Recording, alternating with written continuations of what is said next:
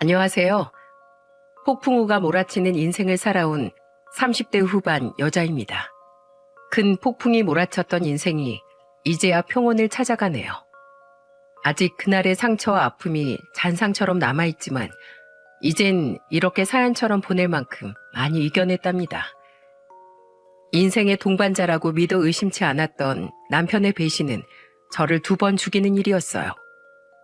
분명 마음이 따뜻하고 배려심이 깊던 사람이었습니다. 물론 결혼 전이니까 장점이 더 크게 보였기 때문에 결혼을 선택했겠죠. 게다가 저보다 6살 연상이었던 남편은 어른스러워 보이고 배울 점도 많아 보였어요. 그런 점이 저한텐 멀리 봤을 때 같이 잘 살 수 있는 배우자라고 믿게 된 겁니다. 하지만 이혼한 사람들이 입을 모아 하는 말이 있지 않습니까? 연애랑 결혼은 하늘과 땅 차이라는 말이요. 제가 겪어보니까 이 말만큼 결혼을 제대로 표현한 말이 없는 것 같아요. 연애는 정말 장난에 불과하고 결혼은 정말 현실이더라고요. 무엇보다 절 힘들게 키워주신 엄마를 위해서라도 정말 잘 살고 싶었는데 면목이 없었습니다. 사실 저는 초등학교 4학년 때 아버지가 지병을 앓다가 일찍 돌아가셨어요. 그래서 엄마는 저희 3남매를 키우시려고 시장에서 작은 떡방앗간을 운영하셨죠. 어떤 날은 쌀보다 떡을 많이 먹던 때도 있었어요. 손님한테 팔지 못하고 남은 떡을 엄마께서 꼭 포장해서 집으로 가져오셨거든요. 남동생들은 한창 클 나이라 그런지 어머니가 양손 검은 봉투를 들고 오면 즐거워하면서 말했습니다. 엄마, 우리 먹으라고 떡 가져온 거예요? 그럼 우리 아들 먹이려고 엄마가 맛있는 꿀떡으로 가져왔지. 어때? 엄마 최고. 난 엄마가 주는 떡이 제일 맛있어요. 그래도 엄마가 매일 다른 떡을 챙겨 오시긴 했는데 저는 너무 질렸었어요. 그래도 막내 남동생은 맛있다면서 엄마가 가져온 떡을 맛있게 잘 먹었습니다. 저는 정말 떡이라면 지겨워서 동생들한테 모두 양보했었죠. 그걸 본 엄마는 저한테 따뜻한 목소리로 말하셨어요. 보경인 안 먹어? 난 괜찮아. 동생들 먹으라고 해. 우리 큰딸 오늘도 동생들 혼자 돌보느라 고생 많았지? 자, 이건 우리 큰딸한테 주는 선물이야. 엄마는 제가 떡을 안 먹는 걸 보고 왜 안 먹는지 물어보셨지만 이제는 제가 떡을 질려한다는 걸 알고 계셨던 겁니다. 그래서 저한테는 동생들 몰래 빵을 사다 주셨어요. 그때서야 신이 난 저는 엄마를 보면서 신이 난 목소리로 말했습니다. 우와, 엄마, 이거 진짜 나 혼자 먹어도 괜찮아? 그럼 우리 딸 맨날 혼자서 동생들 둘이나 보느라 힘들잖아. 엄마가 매일 바빠서 미안해. 그래도 힘든 거 있으면 언제든 엄마한테 꼭 말해. 아무래도 3남매니까 과자라도 하나 있으면 나눠 먹느라 제 몫은 거의 남지 않았어요. 그걸 알고 저한테만 몰래 간식을 주시기도 했답니다. 엄마는 늘 저한테 동생들 잘 챙겨줘서 고맙다는 말을 자주 하셨어요. 그 당시 엄마가 시장에서 밤낮으로 일하셔서 제가 동생들을 돌볼 수밖에 없었거든요. 대부분의 시간을 엄마 없이 3남매끼리 보내는 시간이 길다 보니까 저희 남매는 우애가 깊었어요. 엄마 혼자서 키우느라 경제적으로 어려움은 있었지만 항상 사랑을 느끼면서 클 수 있었습니다. 그렇게 성인이 된 저는 중소기업에 다니고 있었어요. 그러다 만난 사람이 대기업에 다니고 있던 6살 연상 남편이었답니다.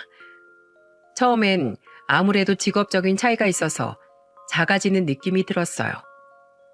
남편과 1년이 넘게 연애하다 결혼 이야기가 나오니까 현실적으로 좀 위축이 될 수밖에 없었죠. 그래서 시댁에 인사 가기 전에 저는 잔뜩 긴장한 목소리로 말했어요. 어머님이 혹시 나 마음에 안 들어 하시면 어떡하지? 아직 널 본 적도 없으신데 그런 걱정을 뭐하러 해. 그래도 난 대기업도 아니고 남들 다 있는 아버지도 안 계시잖아. 그러자 남편은 전혀 개의치 않는 듯 당당한 목소리로 말했습니다. 난 사랑해서 만난 건데 조건이 문제될 게 있을까? 애초에 조건 때문에 못 만나겠다는 생각이 들면 그건 사랑이 아니라고 생각해. 그러니까 너무 안 좋게 생각하지 마. 우리 부모님도 그렇게 꽉 막힌 분들 아니야. 괜한 걱정하는 저를 남편은 걱정하지 말라면서 다독여줬어요. 그때까지도 저는 빈말인 줄로만 알았는데 시부모님이 절 너무 반갑게 맞이해 주시는 거예요. 그동안 남편이 저에 대해 잘 말했었는지 시부는 저를 보자 환하게 웃으시면서 인사를 해주셨어요. 아이고, 먼 길 오느라 고생 많았지? 듣던 대로 곱기도 하네. 얘기 많이 들었어요. 아, 네네. 안녕하세요. 초대해 주셔서 감사합니다. 이건 작은 선물인데 제 마음이라고 생각하고 받아주세요. 그냥 빈손으로 오지. 뭘 또 이런 걸 사왔어? 시부는 제가 건넨 선물 가방을 받아들고 한박 웃음을 지으셨어요. 처음부터 반갑게 맞이해 주시니까 저도 긴장했던 마음이 조금씩 풀렸습니다. 그렇게 같이 밥을 먹고 차 한잔하면서 결혼에 대해 이야기를 나눴어요. 시모는 저한테 따뜻한 목소리로 조심스럽게 질문을 하셨습니다. 우리도 미리 사정을 들었어요. 친정아버지가 일찍 돌아가셨다면서? 네, 제가 초등학교 4학년 때 지병으로 돌아가셨어요. 아이고, 얼마나 힘들었을까. 친정어머니가 참 대단하신 분이네. 혼자서 이렇게 멋진 딸을 키워내신 걸 보면 참 대단하셔. 시모는 저희 엄마를 엄청 좋게 봐주셨어요.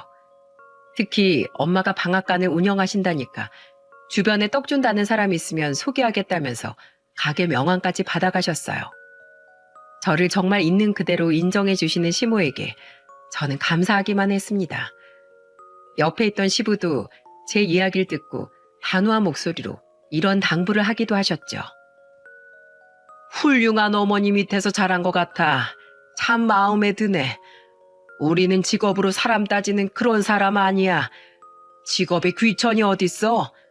그러니까 기죽지 말고 사람이 무슨 일을 하든지 자기 밥벌이만 하면 되는 거야. 둘이 마음 맞춰서 잘 살면 그게 부부지. 시부가 그때 저한테 두 번째 부모라고 생각하라는 말에 정말 마음이 찡했어요. 정말 결혼이 가족 대 가족의 만남이구나. 그제야 실감이 났죠. 그때 정말 분위기가 너무 화기애애해서 자주 만나던 사이라고 해도 어색하지 않을 만큼 즐거운 분위기였어요. 특히 시모는 저한테 장난스러운 목소리로 남편의 어린 시절 얘기를 해주기도 하셨습니다.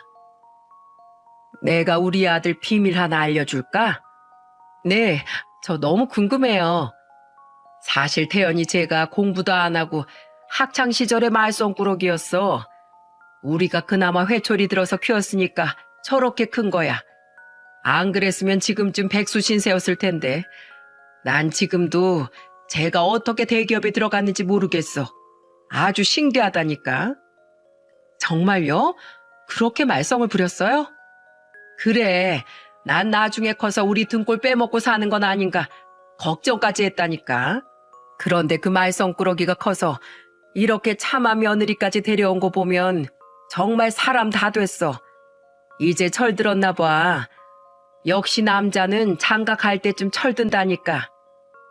시모의 말에 저도 같이 웃으면서 즐거운 시간을 보냈습니다. 벌써 가족이 된 것처럼 좋은 시간을 보냈죠. 그 후 시모는 정말로 엄마가 운영하는 방앗간에서 가래떡도 사가고 지인 떡이 필요하면 엄마 방앗간을 연결해주기도 했어요. 그래서 엄마가 저한테 놀란 목소리로 전화했던 적도 있었답니다. 예, 보경아, 네 시어머니 지인이라는 분이 우리 방앗간에서 떡을 맞추고 갔어. 나야 고마운데 괜히 내가 짐이 되는 건 아닌가 모르겠다. 아니야, 어머님이 엄마 방앗간에서 가래떡 사간 게 너무 맛있어서 지인들한테 추천하시는 거래. 내 시댁이라고 생각하지 말고 그냥 손님이라고 생각해. 너무 부담 갖지 말고. 아무래도 엄마는 그냥 손님도 아니고 시모가 지인들까지 데려와 주니까 걱정을 했던 것 같습니다. 그래서 전 정말 괜찮다면서 엄마를 안심시켜 줬습니다. 그렇게 엄마의 걱정과 달리 저는 양가의 축복 속에 남편과 행복한 결혼식을 올렸어요. 좋은 시댁에 든든한 남편까지 제 결혼은 완벽할 거라고 믿었습니다. 그리고 남편은 저의 믿음을 증명이라도 하듯 정말 든든한 모습을 보여줬어요. 정말 남편으로서, 가장으로서 손색 없이 역할을 다 해내던 사람이었습니다. 특히 제가 큰아들을 낳았을 때 가장 힘이 된 사람도 남편이었고요. 보통 부부들은 아이가 태어나면 많이 싸운다고 하잖아요. 하지만 남편은 퇴근하고 돌아오자마자 육아로 지친 저를 가장 먼저 챙겼습니다. 그때 남편은 퇴근하고 오면 가장 먼저 손을 씻고 저한테 와서 걱정스러운 목소리로 물었습니다. 오늘은 좀 어땠어? 잠은 좀 잤어? 밥은 먹었고? 오늘 낮엔 좀 잤는데 이러다 밤에 또 안 자면 어떡하지? 걱정 마. 당신 피곤해 보이는데 좀 쉬고 있어. 당신도 일하다 왔는데 무슨 또 애를 본다는 거야. 우리 아들 보는 게 일도 아니고 원래 이만한 나이엔 아빠 목소리를 더 많이 들어야 좋대.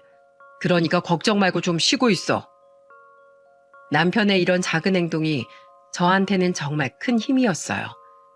아마 육아를 해본 시청자분들이라면 다 공감하실 겁니다. 100일의 기적이라는 말이 있을 만큼 아이가 100일이 지나기 전엔 정말 전쟁과도 같은 육아를 해야만 하잖아요. 그럴 때 남편이 이렇게 잠깐이라도 교대해주면 얼마나 편하겠어요. 그걸 저희 남편이 정말 군말 없이 잘해줬기 때문에 저는 육아로 남편과 싸운 적은 없었습니다. 이렇게 손발이 척척 맞던 저희 부부는 슬아의 아들을 둘이나 낳고 정말 여느 집 부럽지 않게 잘 살고 있었답니다. 하지만 그 행복이 어디 영원할 수만 있겠습니까? 행복한 동화도 결말이 있는 것처럼 제 행복도 그리 길지는 못했어요. 남편은 큰아들이 초등학교에 입학하던 딱 그 시점부터 점점 다른 사람이 되기 시작했습니다. 부부가 살면서 가장 하지 말아야 하는 게 무시라고 생각해요. 특히 제가 자식들을 돌보느라 회사를 그만두고 집안일을 도맡아 했습니다. 그런데 어느샌가 남편이 그런 저를 은근히 무시하면서 말하더군요. 여보, 아침 밥상 반찬 이게 뭐야? 내가 나물 반찬 싫다고 했잖아. 일하러 가는 남편한테 이거밖에 못 차려줘? 아침부터 애들도 안 하는 반찬 투정을 하고 있어. 여기 생선 있잖아. 생선 먹어. 이쪽에 동그랑땡도 있네. 내 말 못 알아들었어? 생선 말고 고기라고 고기. 돼지든 소든 반찬 좀 신경 쓰라고. 알겠어. 나도 요즘 우리 첫째 초등학교 입학해서 챙길 게 얼마나 많은데 안 그래도 정신 없는데 당신까지 꼭 이렇게 보태야겠어? 남편은 그날따라 평소에 잘 먹었던 고등어 구이도 싫다면서 고기 타령을 했어요. 그러면서 반찬 투정을 하는데 같이 밥 먹는 애들 앞에서 싸울 수도 없고 이를 악물고 말했네요. 하지만 부부싸움은 정말 산 넘어 산이 따로 없었습니다. 차라리 불만이 있으면 정정당당하게 말을 하던가 남편은 비겁하게 인신공격까지 하더라고요. 집안일 다 끝내고 저녁에 드라마를 보는 건 저의 유일한 행복이었습니다. 그런데 제가 드라마를 보고 있는데 남편이 리모컨을 획 뺏어가더니 갑자기 채널을 돌려서 뉴스를 트는 거예요. 그러면서 절 보고 한심하다는 목소리로 말하더군요. 이 사람이 세상 돌아가는 거 좀 보고 살아. 맨날 저런 드라마만 쳐다보고 사니까 세상 돌아가는 것도 아무것도 모르지. 우리나라 대통령이 누군지는 알아? 그렇다고 보고 있는 걸 왜 돌려? 뭐 나한테 불만 있어? 요즘 나한테 왜 시비 못 걸어서 안달난 사람처럼 사사건건 시비를 걸어? 내가? 아유, 됐어. 집구석에서 드라마만 보는 당신이랑 내가 무슨 얘기를 해? 집구석 들어와도 대화가 안 통하니까 재미가 하나도 없네. 대화가 안 통해? 당신이 시종일관 짜증난 상태로 나한테 대화가 아니라 시비를 거니까 당연히 대화가 될 리가 있어? 대화다운 대화를 걸어야 나도 말을 할 거 아니야. 꼭 이렇게 언성을 높이게 만들어야겠어? 그래, 내 탓이다, 내 탓이야. 무슨 말을 못하게 하네 아주. 진짜 한동안 제가 하는 것에 뭐든 시비부터 걸고 보는 남편한테 짜증이 많이 났었어요. 그런데 그 와중에 저한테 대화가 안 통한다고 하니까 저도 답답한 마음에 화를 냈던 거예요. 솔직히 계속 화만 내는 남편이랑 대화하고 싶겠습니까? 퇴근하고 집에 오면 맨날 똥 씹은 표정으로 거실에 앉아서 한마디도 안 하고 있었어요.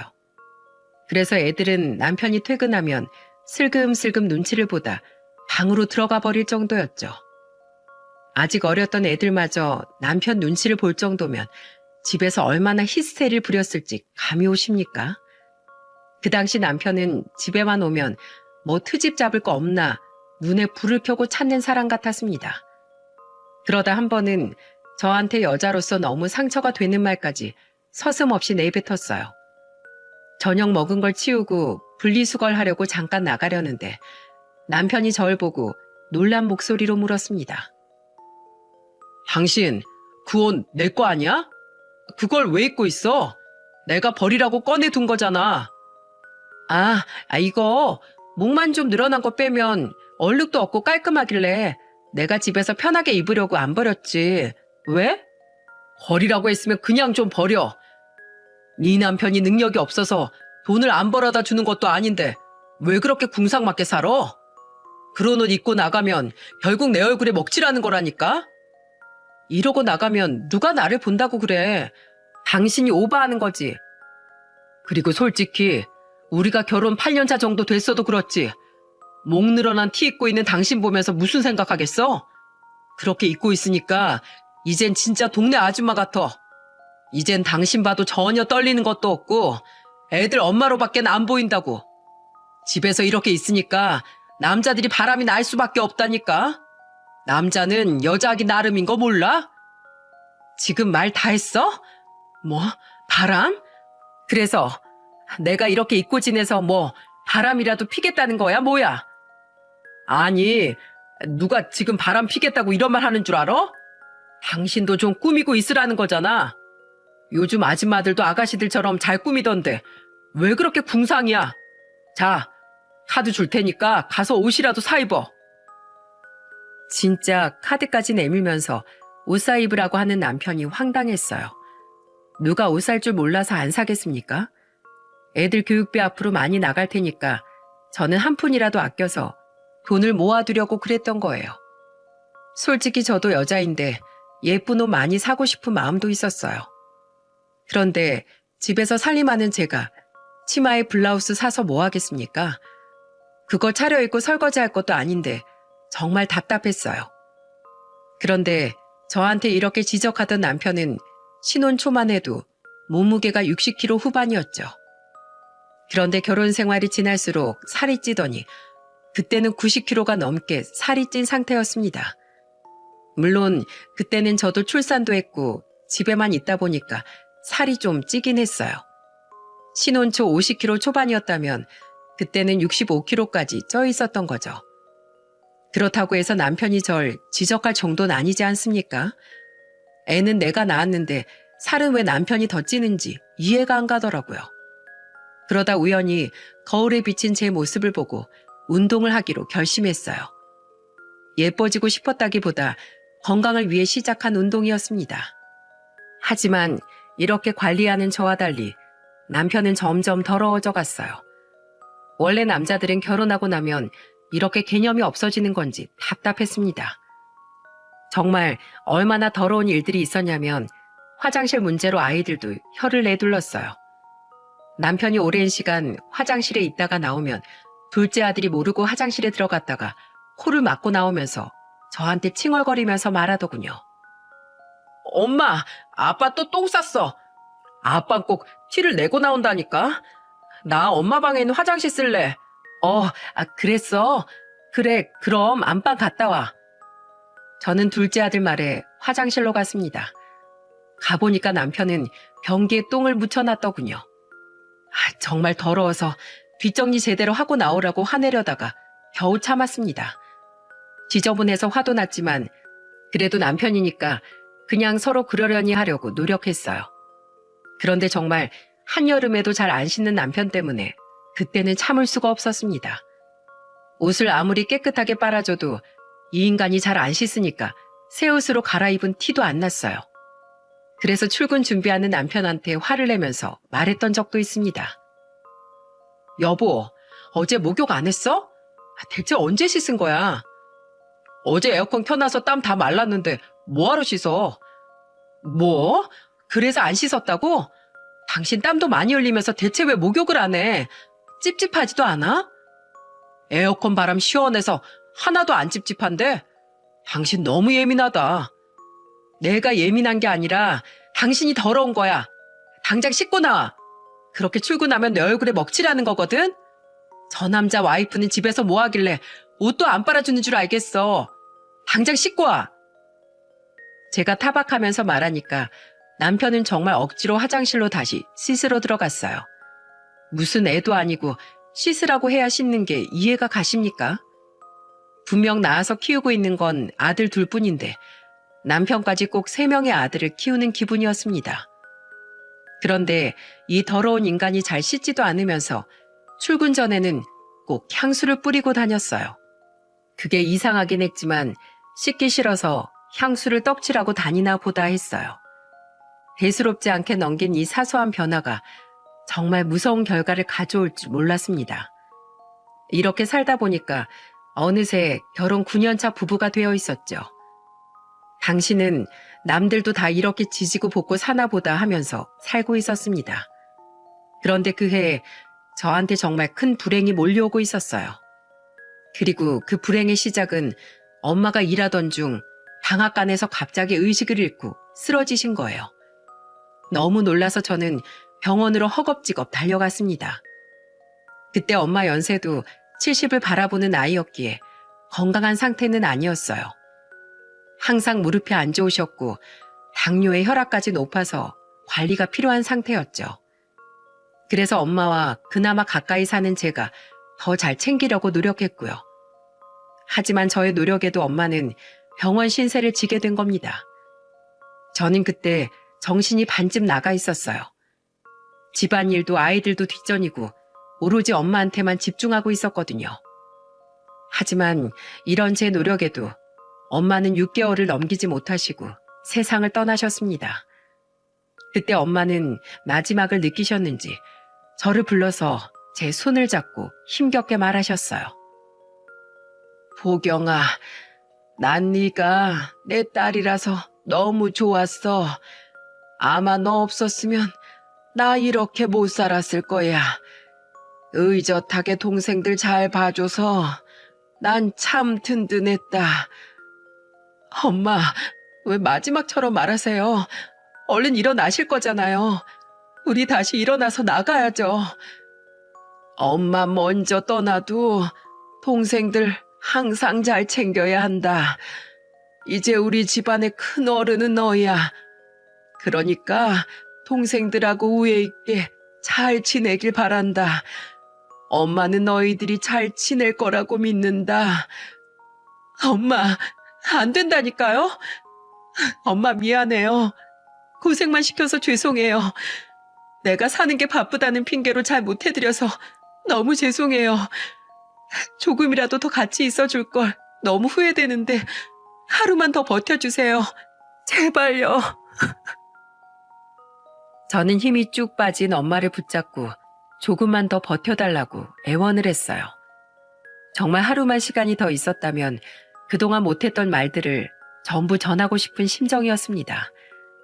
하지만 하늘도 야속하게 엄마마저 데려갔어요.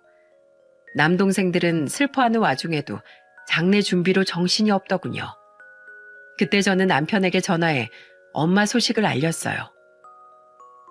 여보, 조금 전에 엄마 돌아가셨어. 뭐? 장모님이? 갑자기 이게 무슨 일이야? 당신 지금 좀 빨리 와줬으면 좋겠어. 장례 준비도 해야지. 그래도 당신이 우리 집 큰 사위잖아. 어떡하지? 나 급하게 지방 출장 왔어. 미리 좀 말하지. 당신 지금 그게 무슨 말이야? 우리 엄마가 돌아가실 날짜를 정해놓고 가셔?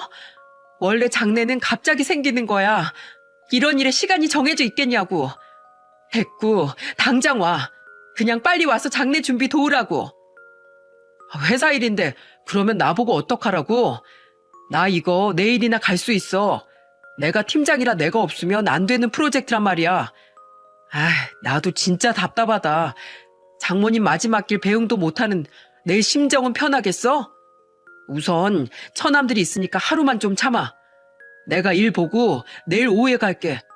나 지금 회의 가야 되니까 좀 끊을게. 미안해 진짜.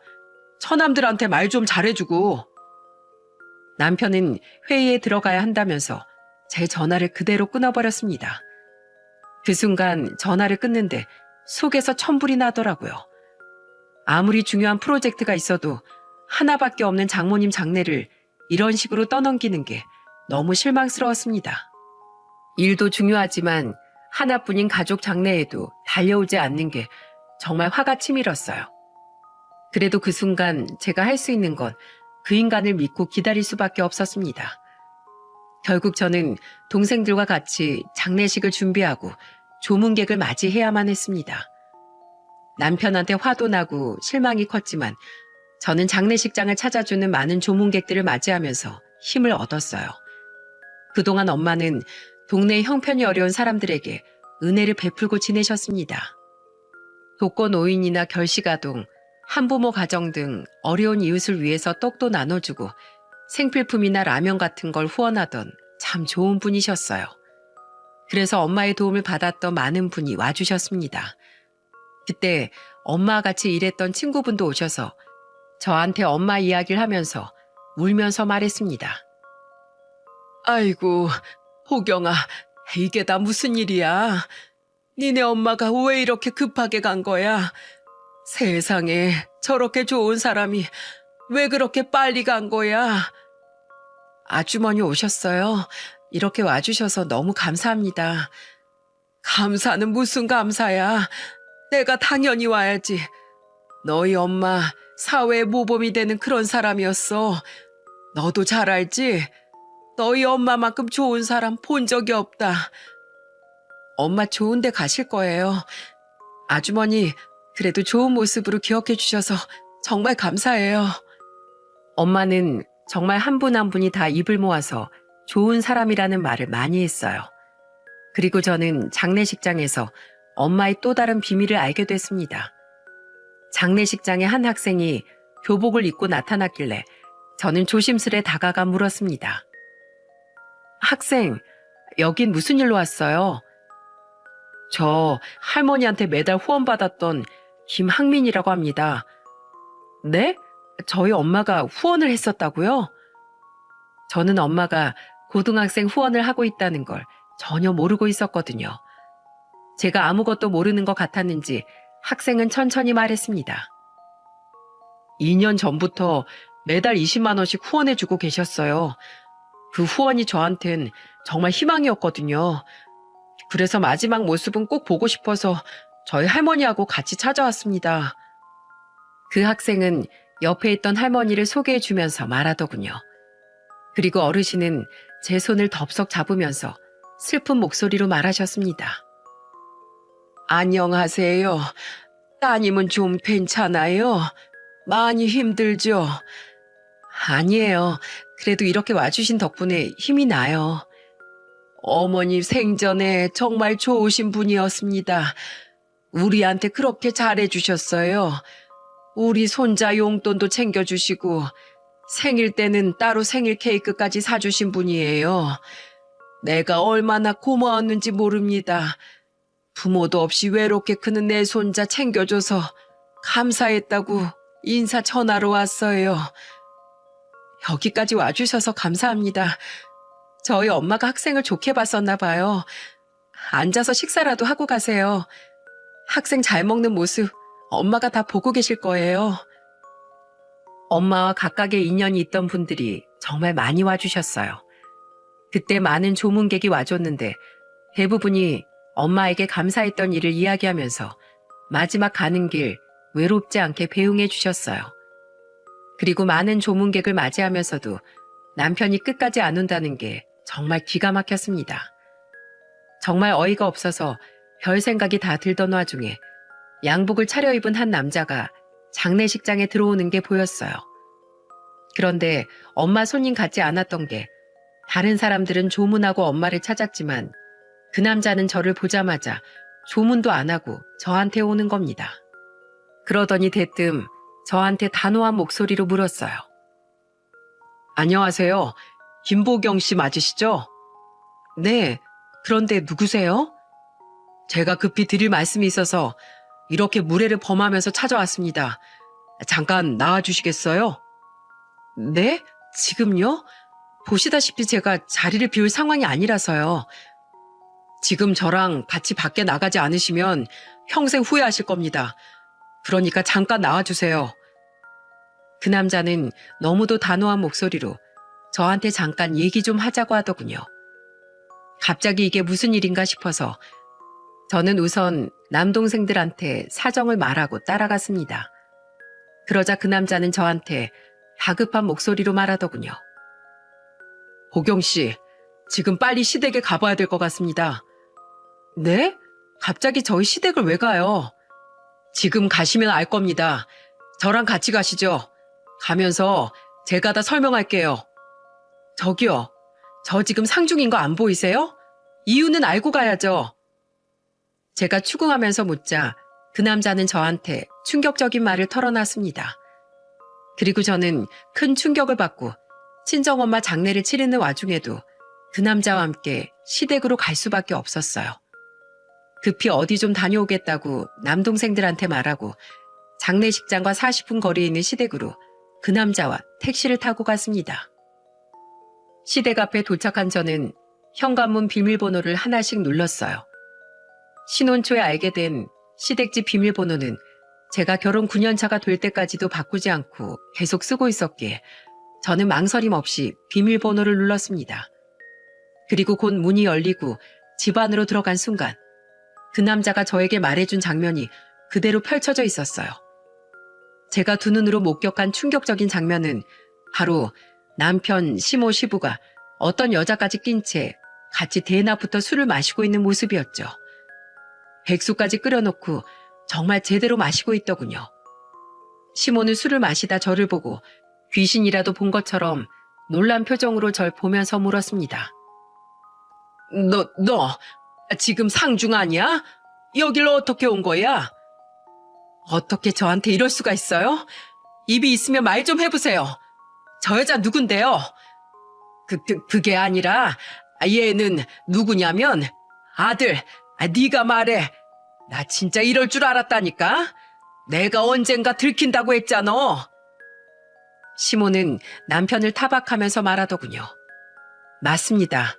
남편이란 인간이 저 몰래 바람을 피고 있었던 거예요. 그런데 그 외도를 돕고 있던 사람이 시부모였다면 믿어지시겠습니까? 그동안 시댁 식구들이 짜고 저를 속였다는 생각에 정말 화가 났어요. 결국 한통속이었으면서 시모가 발뺌하는 모습에 정말 정이 뚝 떨어졌어요. 그러자 남편이 다급한 목소리로 저한테 해명하려고 애를 쓰며 말했습니다. 여보, 그게 아니라 이거 다 오해야. 오해? 당신 지방 출장 갔다면서. 근데 왜 여기서 이러고 있는데 이것도 오해야? 우리 엄마 돌아가신 날에 어떻게 이럴 수가 있냐고. 남도 아니고 큰 사위가 어떻게 이럴 수가 있어. 진짜 난 장모님 그렇게 된 건 미안한데 어차피 당신이랑 나하고 사이 안 좋았잖아. 서로 솔직히 각자 사는 거나 마찬가지였잖아. 아니야? 사실 애들 때문에 겨우 같이 사는 건데 화내서 뭐 할 건데? 애만 없었으면 당신도 나랑 이혼하고 싶었을 거잖아. 인간아, 네가 그러고도 사람 새끼야? 아무리 그래도 애들이 있는데 아무리 날 사랑하지 않았어도 인간의 도리는 지켜야 될 거 아니야. 우리 엄마한테 네가 어떻게 그럴 수 있어? 저는 울면서 남편 멱살을 잡고 흔들었어요. 장례식장에서 너무 울어서 그런지 힘이 빠지고 있었는데 그때 경악스러운 장면이 펼쳐졌어요. 바로 절 찾아온 양복 입은 남자가 남편 싸대기를 날려버린 겁니다. 그러면서 싸대기 한 방에 바닥으로 쓰러진 남편 멱살을 쥐고 그 남자는 소리를 지르면서 말했어요.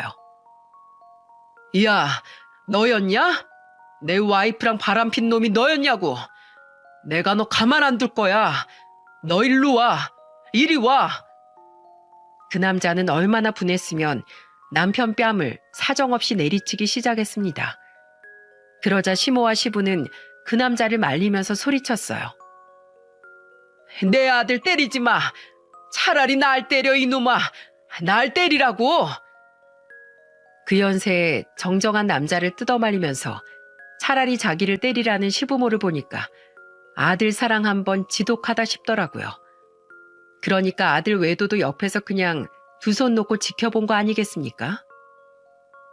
결국 그 남자는 시부모가 하도 뜯어말리니까 구석에서 떨고 있는 상간녀한테 성큼성큼 다가갔어요.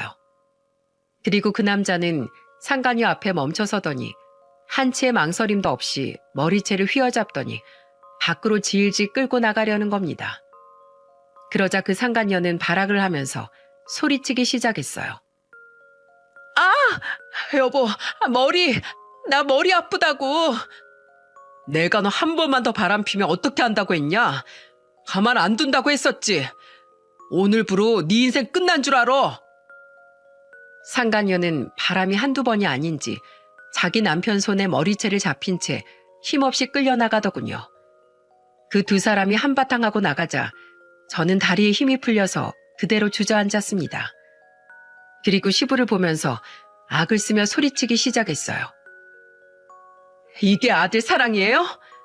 아들이 바람을 피면 그걸 말려도 모자랄 판에 지금 뭐 하시는 거예요? 네? 애미야, 우리도 힘들었다. 근데 너희 이제 사랑하지도 않고 맨날 싸우기만 해서 곧 이혼할 거라고 하도 그러니까 딱 한 번 만났을 뿐이야. 우리도 오늘 처음 본 거다. 미안하다. 미안해. 시부의 말에 저는 정말 기가 막혔어요. 알고 보니까 남편은 혼자서 저랑 이혼할 계획을 세우고 있던 겁니다.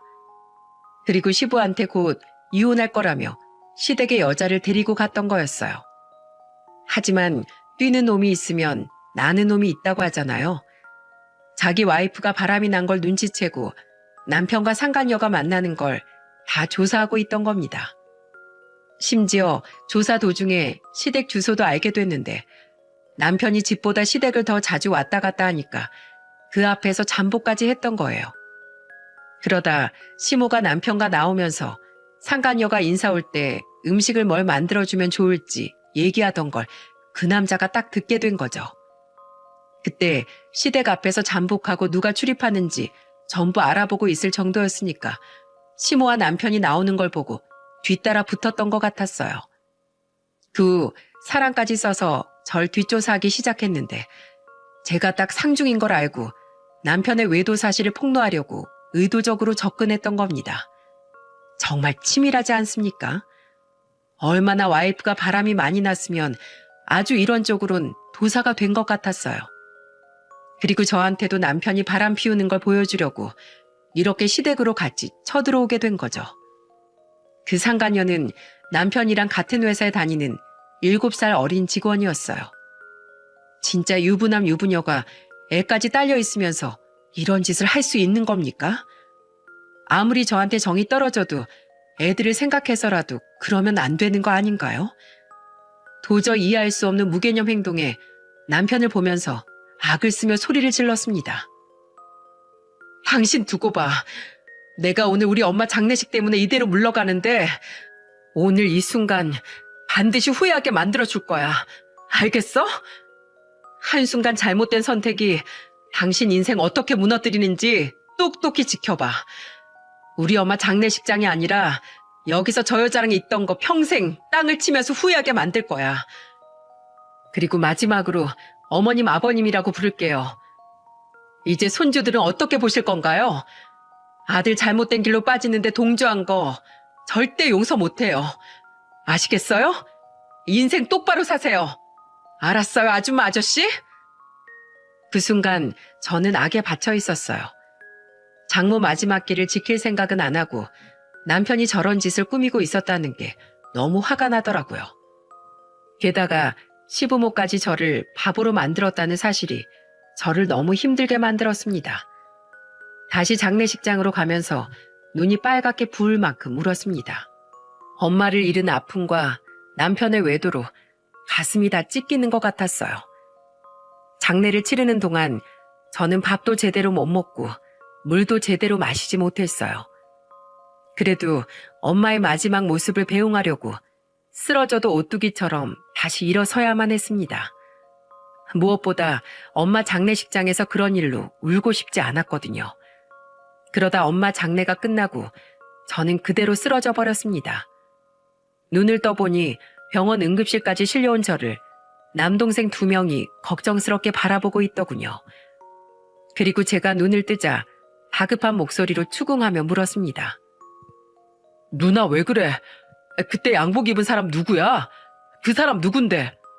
누나 그때부터 이상했어. 빨리 말해봐. 저를 걱정하는 동생들의 얼굴을 보자 저는 벅차올라서 눈물이 쏟아졌습니다. 그래서 결국 모든 사실을 다 털어놨어요. 혼자 끙끙 앓고 있을 때보다 털어놓으니까 속은 훨씬 시원했어요. 그러자 막내 남동생이 극대노를 하면서 소리쳤습니다. 엄마 장례식에 머리카락도 안 비추더니 사람 새끼 아니네. 누나, 절대 봐주지 마. 그리고 내가 시키는 대로 해. 이혼은 당연한 건데 그냥 이혼하면 내가 화병이 날 것 같아. 그런 놈은 사회에 발도 못 붙이게 만들어야지. 그래 누나, 나도 있잖아. 걱정하지 마. 우리가 누나 지켜줄 거야. 언제 이렇게 다 컸는지 제 일에 화를 내면서 달려드는 동생들이 듬직하더군요. 그리고 제가 퇴원을 하고 나서부터 남동생들과 같이 복수의 칼을 갈기 시작했습니다. 제일 먼저 동생들과 시작했던 복수는 회사에 민원을 넣는 일이었어요. 남동생과 저는 폭로글을 써서 계속해서 회사 담당자한테 보내기 시작했답니다. 땡땡 부서에 있는 김태현 팀장과 땡땡땡 부서에 있는 유부녀 주미연 대리를 고발합니다. 두 사람은 가정도 있고 아이도 있으면서 외도를 해왔습니다. 그 결과 둘의 가정은 파탄이 났고 김태현 팀장 본처는 충격으로 응급실까지 실려갔습니다. 회사 이미지를 실추시키는 직원들을 고발합니다. 고발한다는 내용을 써서 저는 남동생과 남편놈 회사에 계속해서 보냈어요.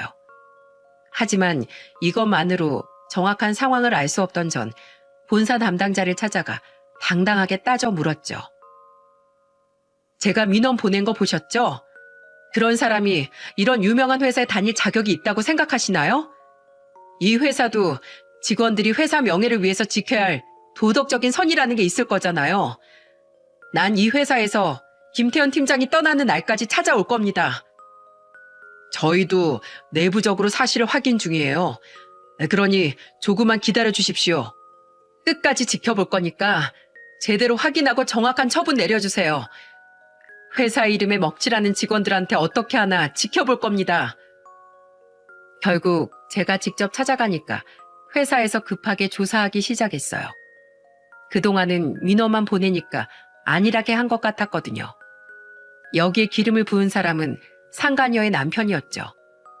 그 남자는 회사 앞에서 피켓을 들고 1인 시위까지 하고 있던 겁니다. 그러니 회사에서도 소문이 날까 부랴부랴 조사를 시작할 수밖에 없었죠. 발 없는 말이 천리간다고 남편 놈과 상간녀가 바람폈다는 게 회사의 소문이 쫙 퍼지고 말았어요. 결국 회사에서도 품위 위반으로 두 사람을 권고사직 처분을 내릴 수밖에 없었던 겁니다. 그렇게 한순간의 잘못된 선택으로 두 사람은 회사도 잃고 가정까지 잃게 된 거였죠. 그래도 쪽팔린 건 아는지 사내의 소문이 쫙 퍼지니까 자기들 발로 나왔다고 하더군요. 이게 가족을 배신하고 바람핀 자들의 최후 모습이었습니다. 그 후 저는 어떻게 했는 줄 아십니까? 이제 모든 걸 잃은 상간녀한테 위자료 소송을 걸었고 남편과는 이혼 절차를 밟게 됐어요. 그러자 뒤늦게 이제 시모한테 전화가 왔어요. 안 받으려다가 받았는데 정말 황당한 소리를 하더군요. 애미야, 그래도 애들은 보여줄 거지? 애들한테 할머니 할아버진 우리뿐이잖아. 애들한테 부끄럽지도 않으세요? 부끄럽지 않냐고 제가 그때 말씀드렸죠? 당신들이 그 여자를 집안에 끌어들인 순간 당신들은 손주들을 볼 자격을 잃으신 거예요. 그렇게 아끼는 아들 백수된 거 보면서 평생 후회하면서 사세요. 아시겠어요? 다신 연락하지 마세요. 저는 시모 전화를 매몰차게 끊어버렸어요. 그리고 집에 도착한 저는 문 앞에 무릎을 꿇고 있는 남편을 보고 기가 찼습니다. 저를 보자마자 울면서 매달리더니 애원을 하면서 말하더군요. 그 여자가 나 꼬셨어. 난 아무 잘못 없어. 정말이야. 우리 내년이면 결혼 10주년인데 이대로 끝내지 말자. 내가 평생 속죄하면서 살게. 미쳤니? 똥 싸다 끊고 나면 안 싼 거야? 누가 꼬신 걸 왜 따지는데? 넌 그 여자를 네 부모 집까지 불러들인 놈이야. 알아? 아직도 정신을 못 차렸네. 야, 내일이면 여기에 나도 없을 거야. 그러니까 번지수 잘못 찾아서 울지 말고 네 인생이나 수습하러 가. 이럴 시간 있냐? 백수 주제에? 양육비 벌려면 당장 가서 일자리나 찾아봐. 너 버티면 나 경찰 부를 거야. 네 발로 갈래? 아니면 경찰 부를까? 나 한다면 하는 거 알지? 제가 핸드폰을 꺼내면서 말하니까 남편 놈은 그대로 줄행랑을 쳤습니다. 그 찌질한 뒷모습을 보니까 이제라도 실체를 알게 된 게 다행이라고 생각하려고 했어요. 그렇게 결혼 생활에 마침표를 찍게 됐고 지금은 모든 게 정리돼서 끝났답니다. 이사도 하고 아이들과 아주 잘 지내고 있어요. 무엇보다 애들이 아빠의 빈자리를 못 느끼는지 잘 지내고 있답니다. 생전에 어머니가 절 키워주셨던 것처럼 최선을 다해서 저도 아이들을 키우려고 합니다. 일주일 전 어머니 기일이었는데 마음도 안 좋고 한동안 힘들었어요. 그리고 납골당해서 저는 한 가지 다짐까지 했답니다. 비록 이혼했지만 저는 항상 당당하게 살아야겠다는 다짐을 했네요. 늘 어머니가 저한테 당당하게 살아가라고 하셨거든요. 그래서 제가 사연을 쓴 이유도 다시 한번 마음을 다짐하기 위해서랍니다. 엄마도 저한테 잘했다고 흐뭇하게 보고 계시겠죠? 저는 이제야 그날 일을 이렇게 털어놓을 수 있게 됐어요. 얼마 전에 들어보니까 남편 놈은 어깨에 소문이 쫙 퍼져서 아예 취업이 막혔다더군요. 그래서 시댁에 얹혀 살고 있다고 하는데 듣던 중 반가운 소식 아닌가요? 그러게 왜 순간의 실수로 인생을 망치는지 모르겠습니다. 저는 이제 그런 놈 털어내고 아이들과 잘 살아볼게요. 여러분들의 많은 응원 부탁드리겠습니다.